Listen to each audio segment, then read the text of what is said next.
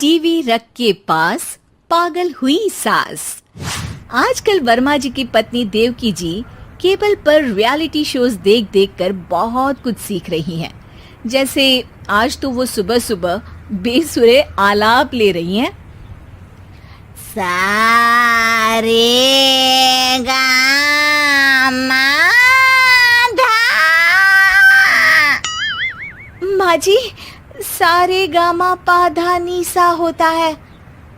अरे वो तो सब गाते हैं, ये मेरा स्टाइल है। आवाज तो कम कर लीजिए माँ जी, पर्दे फट जाएंगे कान के।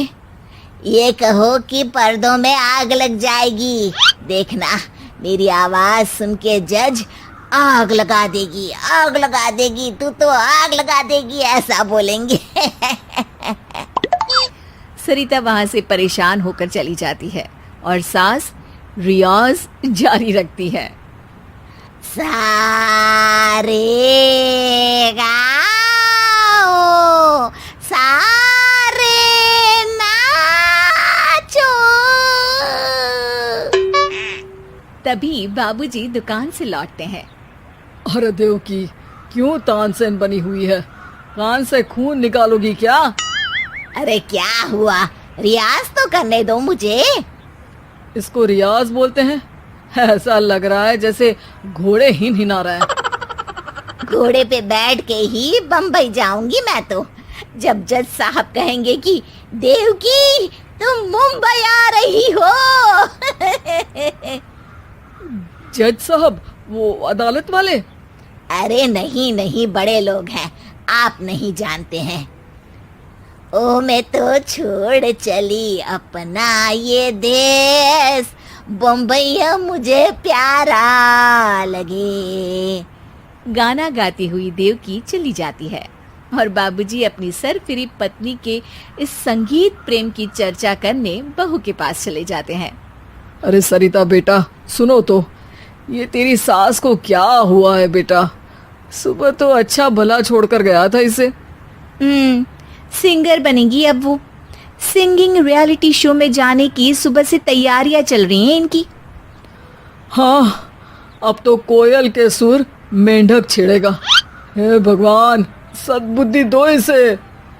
इधर बाबूजी भगवान को कहते हैं और उधर राधा रानी प्रकट हो जाती है, देवकी की मोहल्ले की सबसे पक्की दोस्त। क्यों री देवकी, काहे इतना गला फाड़ रही है? कोई चीखने चिल्लाने का कंपटीशन है क्या? अरे ये देख, नया सिंगिंग शो, मैं भी गाऊंगी, हिंदुस्तान के दिलों की धड़कन बनूंगी। अरे इतना बेसुरा गा के दिलों की धड़कन नहीं, दिलों का अटैक बन जाएगी। इससे तो अच्छा है कि नाच ही ले। वैसे भी दिन भर मोहल्ले में नाचती तो रहती है तू, कभी इसके घर कभी उसके घर। देवकी को समझ में आ जाता है कि उसका गाना किसी को पसंद नहीं आ रहा। अगले दिन सरिता देखती है कि सास पैरों में घुंघरू बांध के नाच रही है। अरे माँ जी, क्या मंजुलिका बनी हुई है आज आप? अरे नाचने दे बहू, जब तक है जान जाने जहां मैं नाचूंगी। अरे माँ जी, अभी जान निकल जाएगी इतनी जोर से नाचेंगी तो। अरे अरे, क्या कर रही हो? अरे दिख नहीं रहा, डांस कर रही हूँ। अरे जैसी तुम्हारी हरकतें हैं, तुमको तो नागिन डांस करना चाहिए। वो भी करूंगी, भांगड़ा भी करूंगी। देखना, जज मुझे देख के स्टैंडिंग ओवेशन देंगे। हाँ, स्टैंडिंग ओवेशन तो देंगे ही, ताकि खड़े होकर वहां से भाग सके तुम्हारा डांस देखकर। अरे कुछ ढंग की चीज करो, ये रोज क्या नया शुरू कर देती हो? सास को लगता है कि उसका डांस का सीन भी बिगड़ गया। अब वो टीवी देख के कोई और कलाकारी ढूंढने लगती है। तभी उसे टीवी पर खतरों के खतरनाक खिलाड़ी शो दिखता है, जिसमें लोग अलग अलग स्टंट करते हैं। बस देवकी को नया काम मिल जाता है।